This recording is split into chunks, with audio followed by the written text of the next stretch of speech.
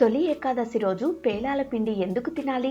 తొలి ఏకాదశి నాడు జొన్న పేలాల పిండి తినడం సంప్రదాయం. దీని వెనుక ఆధ్యాత్మిక, ఆరోగ్యపరమైన కారణాలు ఉన్నాయి. పితృదేవతలకు పేలాలను చాలా ఇష్టమైనవిగా భావిస్తారు.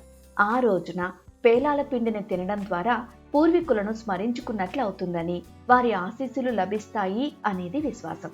అలాగే తొలి ఏకాదశి వచ్చే సమయానికి గ్రీష్మ ఋతువు ముగుస్తుంది, వర్ష ఋతువు ప్రారంభమవుతుంది. వాతావరణంలో ఒక్కసారిగా ఉష్ణోగ్రతలు పడిపోతాయి, వర్షాలు మొదలవుతాయి.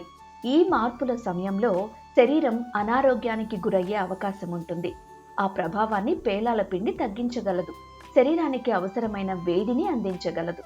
వ్యాధి నిరోధక శక్తి మెరుగుపడడంలో సహాయపడుతుంది.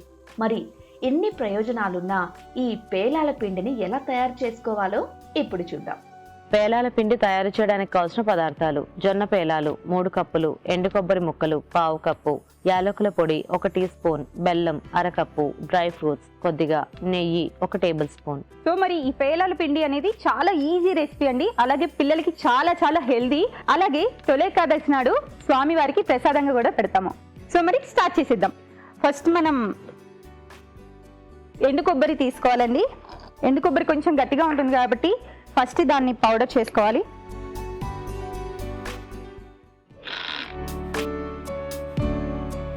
జొన్న పేలాలు వాడుతున్నాను. జొన్న పేలాలు వేసుకొని కొంచెం మళ్ళీ మిక్స్ చేసుకోవాలి.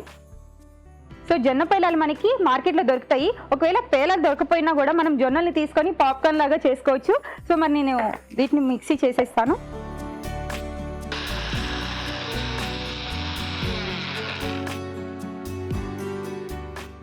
ఇది చాలా మెత్తగా అయిపోయింది కదండి. సో దీన్ని బౌల్లోకి తీసేసుకుందాం.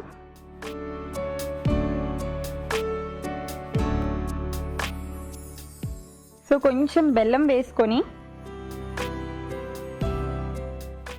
నేను 1/2 కప్ బెల్లం వేసుకుంటున్నానండి.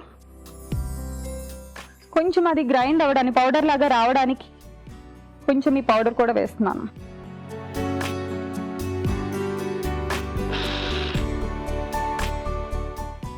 సో బాగా మిక్చర్ అయిపోయింది ఇది. సో దీంట్లో కొంచెం యాలకుల పొడి, మనకి ఏ స్వీట్ చేయాలన్నా ఫస్ట్ ముఖ్యంగా ఉండాల్సిన ఇంగ్రీడియంట్ యాలకుల పొడి. సో ఫ్లేవర్ కోసం కొంచెం. సో నేను ఆల్రెడీ ముందు మిక్స్ చేసి పెట్టుకున్నటువంటి పేలాల పిండి నేను కొంచెం మిక్స్ చేస్తున్నాను దీంట్లో.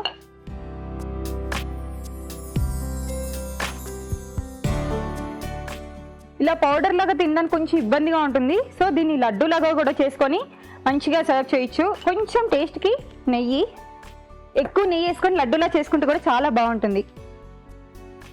సో నెయ్యి వేసేసాను కాబట్టి డ్రై ఫ్రూట్స్ కూడా మిక్స్ చేసుకుంటున్నాను, కొంచెం హెల్దీ అనేసి. సో దీన్ని బాగా మిక్స్ చేసుకుంటే చాలా టేస్టీ ఉంటుందండి. దీన్ని లడ్డూగా తింటే ఇంకా బాగుంటుంది. సో ఇది మిక్చర్ కూడా రెడీ అయిపోయింది. పేలాల పిండి స్మెల్ మాత్రం సూపర్గా వస్తుంది. సో మరి కమ్మగా ఉండేటువంటి పేలాల పిండి రెడీ అయిపోయింది.